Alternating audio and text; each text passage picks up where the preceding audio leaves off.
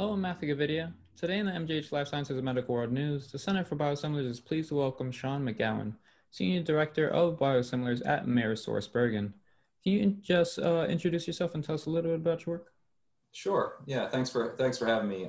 So I'm the senior director of biosimilars at AmerisourceBergen, and so I spend most of my time working with our manufacturer partners who develop and bring to market biosimilar products, and work very closely with those manufacturers, kind of in the pre-launch phase, and then as they are launching, commercializing those products, bringing those products to market, and helping those manufacturers manage the life cycle of those products, ensuring access to those products, and ensuring access for our downstream customers and our shared customers, and then also work internally on the strategy of the biosimilar product category as a whole. So how do we grow the category? How do we work with our hospital health system, clinic customers to ensure that they have full and open access to these products, and then work on just general education about biosimilars, and ensuring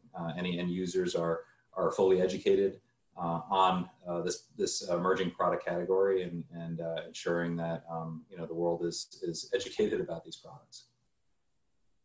And to start us off, can you describe AmerisourceBergen and your role as a market facilitator for biosimilar developers and manufacturers?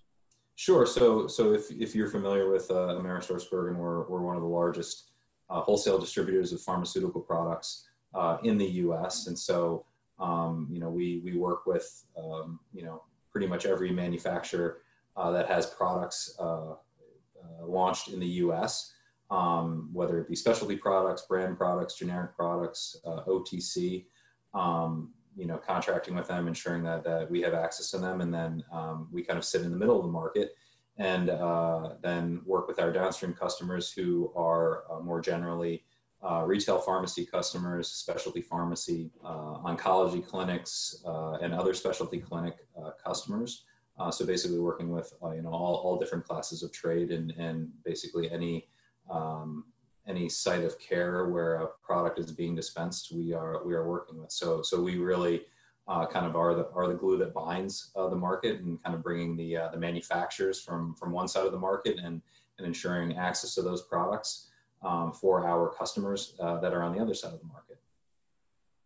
How closely do you work with the end users, the physicians and patients, and across what breadth of the country? Yeah, no, it's a great question. So speaking about biosimilars specifically, we look at the category and kind of the end users, or our customers, kind of in two very broad buckets. One being in the specialty clinic space. So you think about an oncology practice, or a rheumatology practice, or a GI practice. So any of those specialty practices and clinics that are independently owned, that might not be part of a larger system, but are kind of owned and operated by those physicians. And then our other kind of broad bucket are our hospital and health system customers. So that can be your largest IDN networks that operate in multiple states, all the way down to your more your mid-size or your smaller regional health systems that are serving those communities. And so for biosimilars specifically, those are the two biggest quote unquote end users or customers, as we consider them, to be utilizers of biosimilars. And we operate in every state in the United States. So we're serving on the hospital health system side probably not over 95% of those hospital and health system customers. And before we talk about some of the issues faced with biosimilars, let's talk about some of your predictions from last year. You predicted that 8 biosimilars would launch in 2020. Are we on track? Why, and why or why not? It's funny to think back, to the article that you're referencing here, and I think we published that just about a year ago. So kind of mid-September, as we were looking towards calendar year 2020, and what the biosimilar market would look like. Obviously, the world looks like a much different place than it did a year ago, but I'm happy to report that 2020 at the beginning of the year was a really fast start for the biosimilar category. We've seen to date 6 biosimilars launch in calendar year 2020. We had a pretty big number of them concentrated that launched kind of in that January, February into early March timeframe. But since then, we've only really seen one product launch kind of mid-year. And it's hard to say what the rest of the year will bring. Given the global pandemic, we know that there have been slowdowns kind of at every level.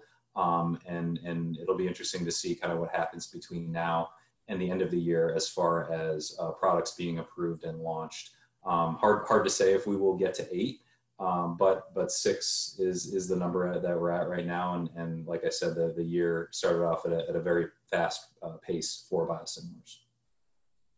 And additionally, you stated that during the 5 years from 2019 to 2024, biosimilars would achieve $70 billion in savings and almost double that by 2026. Are we on track? And also, why or why not? Yeah. So we were referring back to the RAND Corporation study that was doing a kind of a forward-looking calculation on the type of savings that the biosimilar market and products were going to drive, several years into the future. We don't have an exact number kind of on, what's been saved across, the last year, but, I believe that, savings are happening. We know that they're happening. We're seeing an increase in the utilization of these products kind of at every customer level. So I believe that significant savings, when we look back kind of in this period of time, that we'll be able to point to, a significant amount of savings through utilizing these products. And so it's actually, it's an interesting question, and kind of, as we look at the world, kind of fall of 2019 as we're heading into fall 2020, what we're seeing and hearing from our collective group of customers, whether it's in the clinic space or the hospital health system space, is that just the financial pressures that are being imposed upon some of these larger customers, especially in the hospital health system space. They're looking, these entities and these organizations are looking for ways to drive savings. And what's crept up to the top of the list to help drive these savings is utilizing biosimilar products, just because of the cost of the innovator products and how heavily utilized those innovator products are. For a large health system, it can be in the hundreds of millions of dollars. If you're talking about oncology care or dispensing, an infliximab type of product, depending on the types of patients that are coming in and being treated. As customers, especially in the hospital health system space, look at their current utilization and then look at the amount of savings that biosimilars can drive, they're looking at that kind of overall spend in the pharmacy and saying, there's some real potential here, and there's something that we can do pretty immediately to drive those savings. So we're really encouraged by that. We're hearing from our hospital and health system customers on a much more regular basis, right now saying, hey, we need help deploying a biosimilar strategy. How do we switch over? How have others done it that have done it before us, and how have they done it successfully? Help us figure this out.